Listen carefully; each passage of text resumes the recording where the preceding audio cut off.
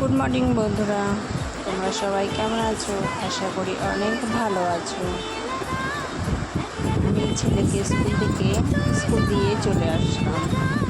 এবার পড়ে আসার পরে রুমে আসার পরে ঘরটা একটু গুছিয়ে নিয়েছি। ছেলে থাকাতে তো আমি ঘরটা ঠিক করে বাড়াতে গুছাতে পারি না, তাই এখন গুছিয়ে দিয়েছি। তোমরা দেখো, ভালো লাগলে কমেন্ট করো, অনেক ভালোবাসা দিও। তোমরা বলো তোমরা সবাই কেমন আছো।